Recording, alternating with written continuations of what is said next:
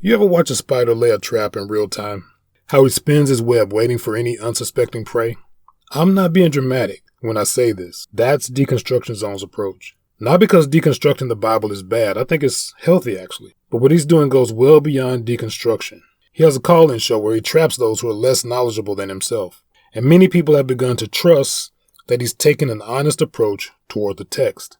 Now, if you're familiar with the text, the little tricks he does are easy to see. But he knows the majority of the people aren't familiar, so he gets very loose with his approach. They're convenient interpretations, meaning he'll take the same text and interpret it one way for one argument and another way to suit a different argument. And I'll show you that today. He'll ignore or disregard what the text actually says to force his own interpretation, and he'll drop the context and sometimes just outright manipulate the text. And how do I know it's manipulation and not an honest mistake? Because for some of the argument, you actually have to know the better argument to explain the one he chose to defend. But it's not just him. In this video, we'll see him defend the standard secular view of the book of Daniel. We could have reviewed scholars like John Collins or other YouTubers like Dr. Josh Bowen or Richard Carrier. All have interviews or videos using the same interpretation. But here's the thing. They aren't trying to give you an accurate interpretation of the text. They're putting forward and defending a way to explain the text without God. If you're at a secular program, a secular university, God did it just won't fly as an explanation. So here's what he's trying to defend. Daniel lays out a roadmap, a series of kingdoms, culminating at the kingdom of God. These are the two views. If they're right, and Greece is the final kingdom, the kingdom of God obviously didn't happen at the end of the Greek Empire. Nothing to see here. Keep it moving.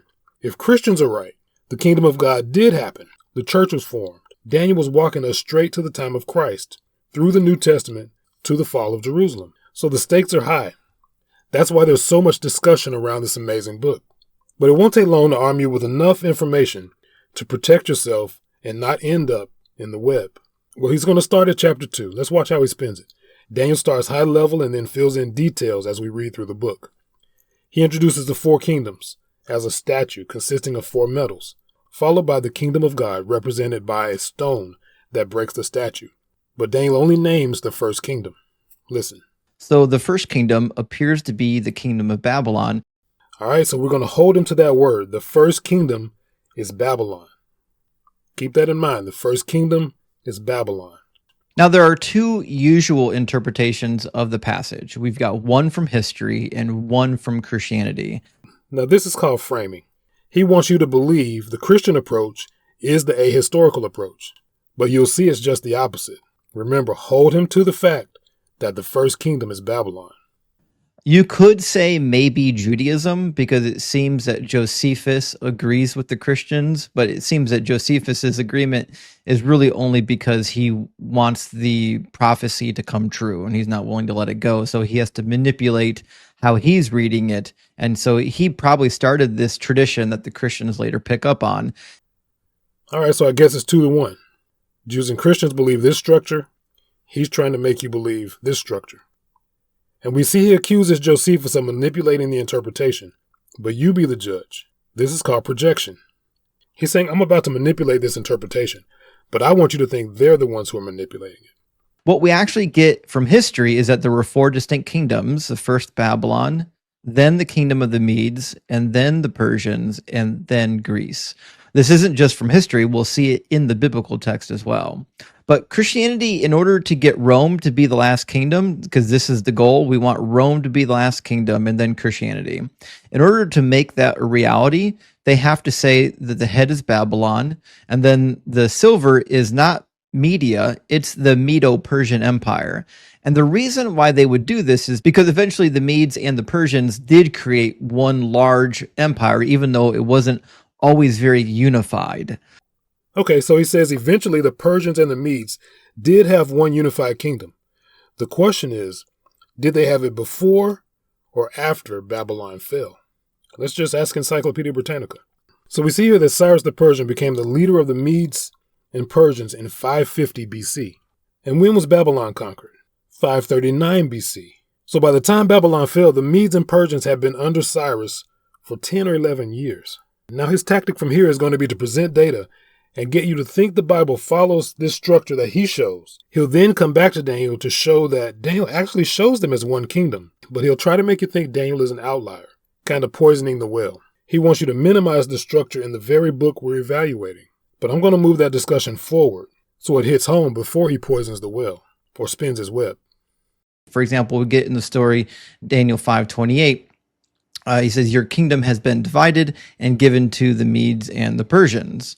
And then he goes again in Daniel 6, and he says, now, O king, establish the decree and sign the writing so that it cannot be changed according to the law of the Medes and the Persians, which does not alter. And then this gets mentioned 3 other times in Daniel chapter 6, how there's a law of the Medes and the Persians that simply cannot be altered, right? So you might be asking yourself, well, if Daniel's referring to them as the Medes and the Persians, does it make them the Medo-Persian Empire?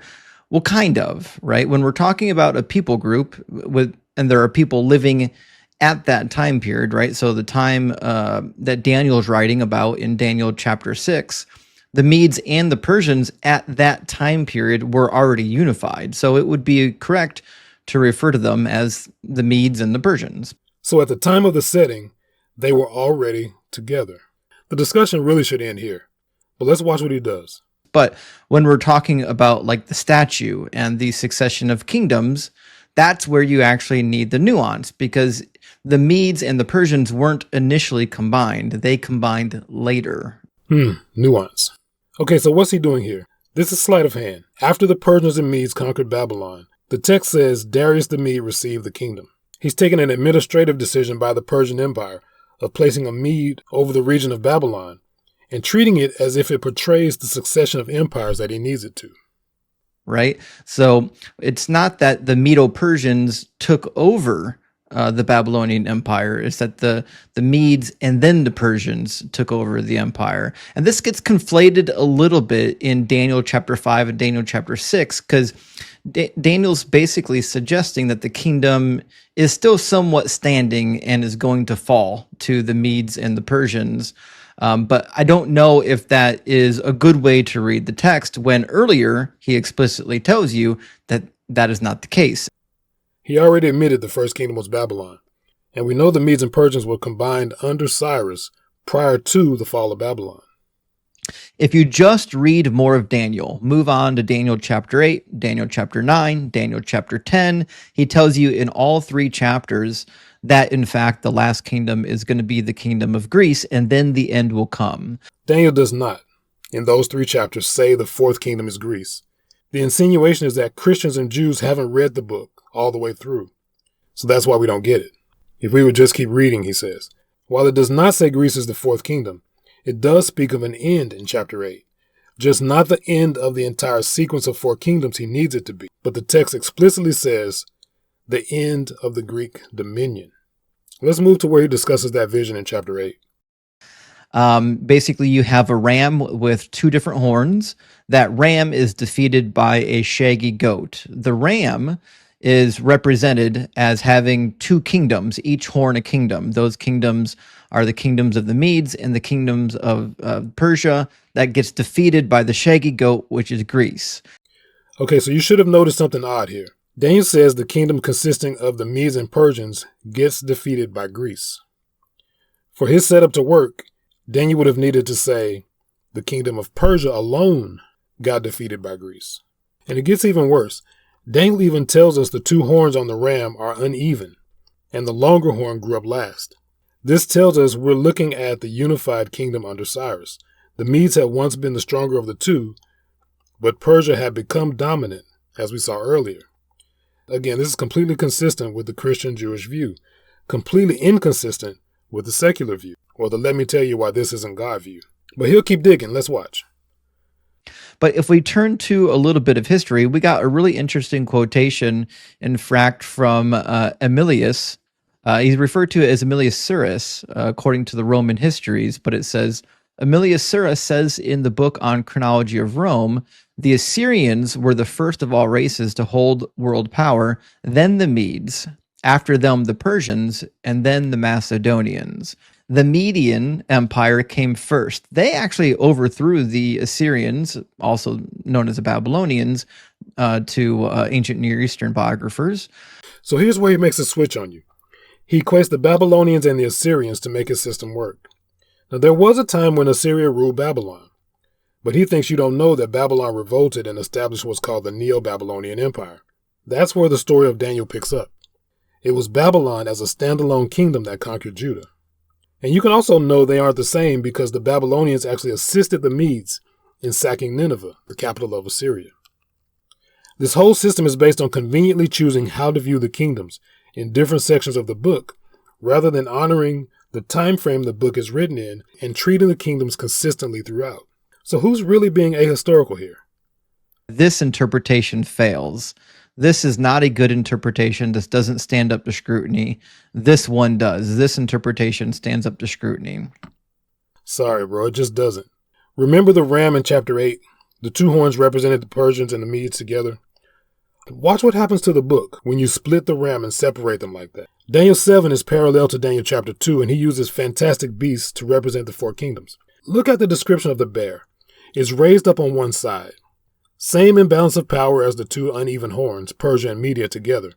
But his system only has the Medes here. That pushes this half of the ram to align with the leopard.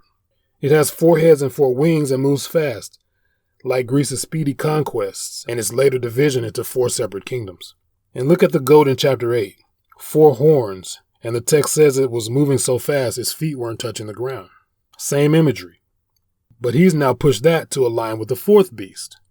Sounds like Daniel's trying to tell us something here. The bear aligns with the ram, and the goat aligns with the leopard. This 4th beast, the terrible beast, has 11 horns. They have no answer for who those 11 horns are because they're trying to locate them in the Greek Empire when they should be looking in the Roman Empire.